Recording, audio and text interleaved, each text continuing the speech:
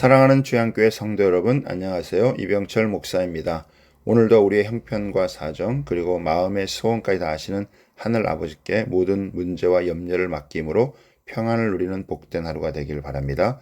7월 6일 화요일 주 만나는 예배자는 그리스도인 다워야 한다는 제목으로 본문은 레위기 5장 1절에서 13절까지 말씀입니다. 레위기 5장에서는 속죄제를 드려야 하는 경우를 보다 세부적으로 소개하고 형편이 어려운 자들을 위한 재물 규정을 알려주고 있습니다.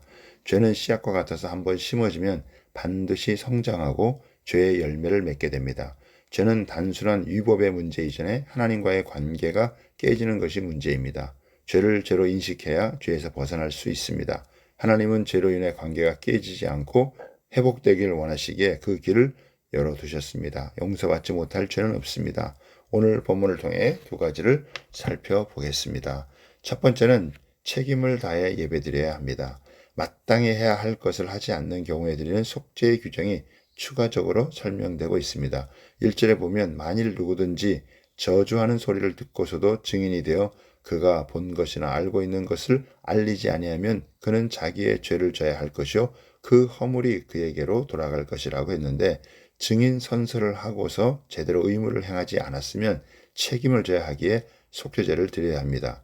2절에 보면 만일 누구든지 부정한 것들 곧 부정한 들짐승의 사체나 부정한 가축의 사체나 부정한 곤충의 사체를 만졌으면 부지중이라고 할지라도 그 몸이 더러워져서 허물이 있을 것이요 라고 했고 3절에는 만일 부지중에 어떤 사람의 부정에 닿았는데 그 사람의 부정이 어떠한 부정이든지 그것을 깨달았을 때에는 허물이 있을 것이요 라고 했습니다. 즉 어떤 사람이 짐승의 사체를 만졌거나 유출병 환자나 나병 환자와 접촉하고 본인이 몰랐다가 알게 되었다면 방치하면 안 되고 속죄제를 드려야 합니다. 마치 부지중에라도 코로나에 걸린 사람과 밀접 접촉을 했다면 격리하고 검사를 받아봐야 하는 것과 마찬가지입니다.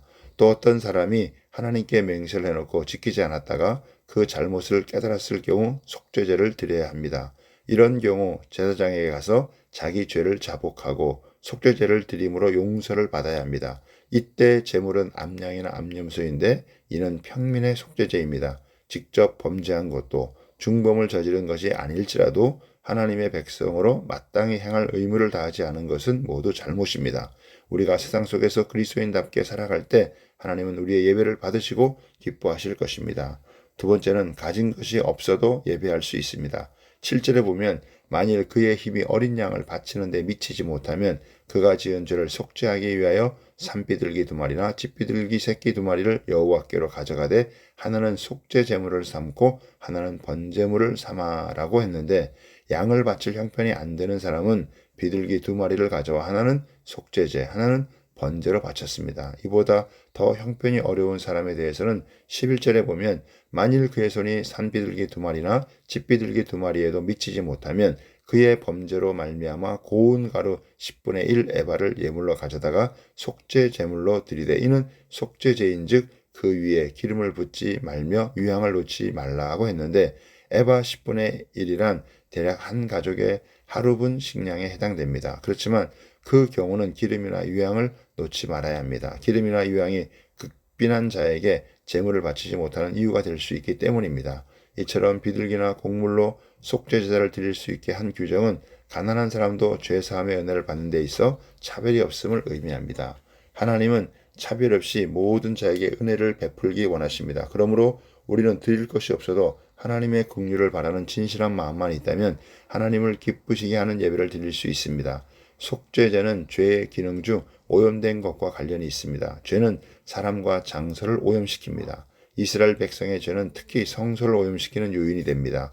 이스라엘의 하나님은 거룩한 분이시기 때문에 부정한 곳에 임재하실 수 없습니다. 따라서 거룩한 하나님의 임재가 진영 가운데 지속적으로 머물도록 하기 위해서는 죄와 부정으로 오염된 성소를 정결하게 해야 합니다. 이런 면에서 보면 속죄제사는 하나님의 임재가 백성 가운데 계속적으로 머물도록 하는 장치입니다. 구약 시대에는 속죄제를 통해 죄사함의 은혜를 누렸다면 신약에서는 그리스도의 십자가의 피로 죄사함을 얻는 은혜가 주어졌습니다. 그 은혜를 기억하며 오늘 하루 감사로 나아갑시다.